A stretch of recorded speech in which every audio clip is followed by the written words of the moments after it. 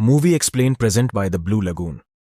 Movie शुरू होती है और एक जहाज में एक भाई बहन को बताया जाता है। ये दोनों एक जगह से दूसरी जगह जा रहे होते हैं। वह दोनों अपने अंकल के साथ में जा रहे होते हैं और इनके माता पिता नहीं होते हैं, वह मर चुके होते हैं और यह सफर करके जा रहे होते हैं। इस जहाज में आग लग जाती है तो इसके अंकल जहाज में रसोई बनाने वाले को बोलते हैं कि तुम इन दोनों को बचा के सेफ्टी नाव में ले जाओ। वह रसोई बनाने वाला ऐसा ही करता है और उस रसोई बनाने वाला का नाम पैडी बटन होता है। वह जहाज पूरी तरीके से जल जाता है और इनकी नाव उसे जहाज के धुएं से यह दूर हो जाते हैं और इन्हें कुछ पता भी नहीं चलता है और इनके अंकल से भी इनसे दूर हो जाते हैं और ये इस बड़े समुद्र में भटक गए होते हैं।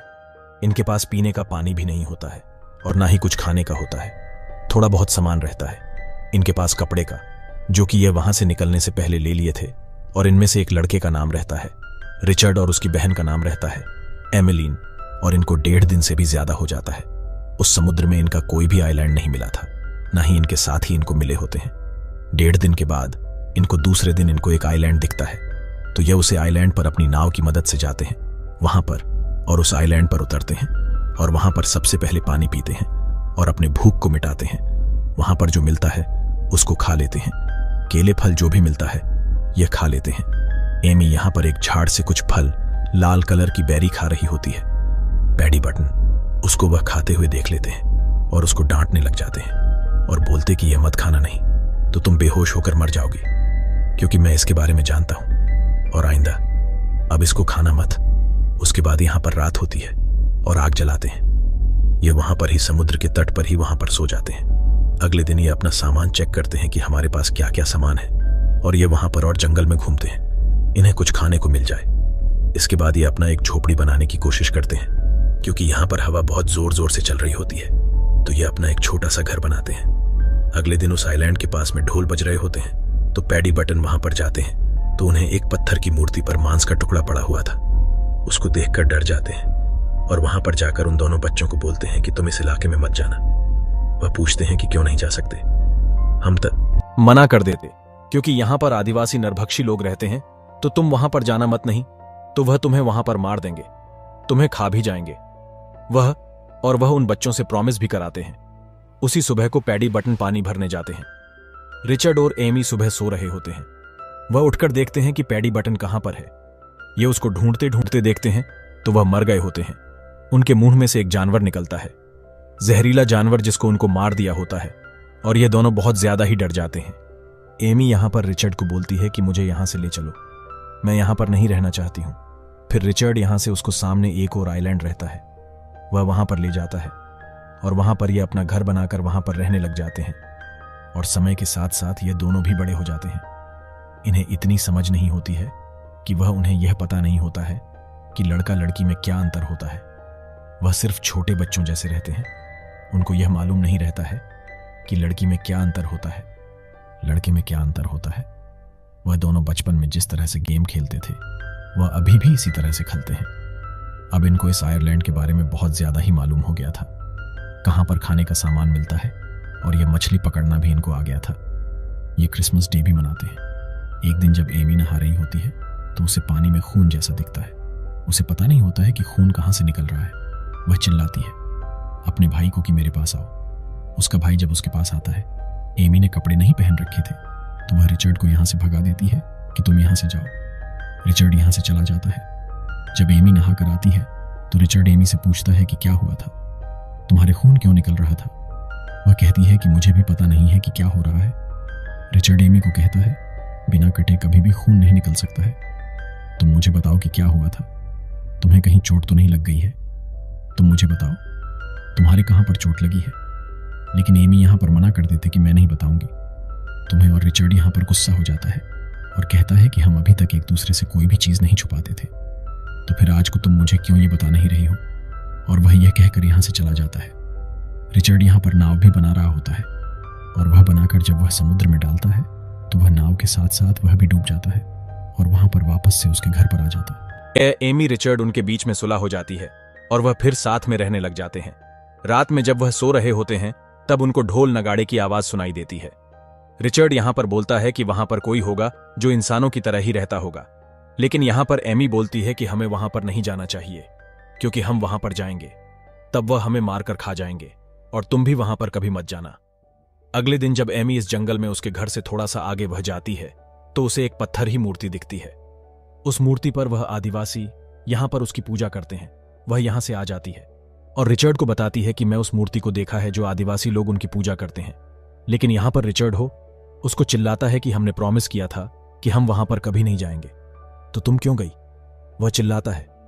एमी पर दिन में जब पानी आ रहा होता है तो यहां पर एमी को बुरा सपना आता है। वह डर कर उठ जाती है। वह चिल्लाती है तो उसका भाई उसके पास आ जाता है और रिचर्ड एमी को गले लगा लेता है। रिचर्ड एमी को एक बार किस करता है, लेकिन वह एमी को ज्यादा ही किस करने लग जाता है। एमी यहां से उठकर दूसरी जगह बैठ जाती है।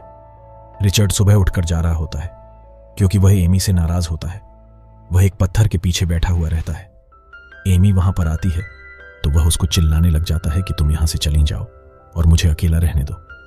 उसके बाद में बताते हैं कि इस आइलैंड से एक जहाज थोड़ी सी दूर गुजर रहा होता है। रिचर्ड यहां पर देख लेता है। वह जहाज को इशारा देने के लिए लकड़ियां को जलाने की कोशिश करता है, लेकिन वह जहाज बहुत दूर निकल जाता है और उसकी मदद एमी नहीं करती है क्योंकि वह इस जंगल से जाना नहीं चाहती है। रिचर्ड यहां पर एमी से बहुत ज्यादा ही नाराज हो जाता है और वह उसके सभी कपड़े उसके घर से फेंक देता है और एमी को भी इस घर से निकाल देता है।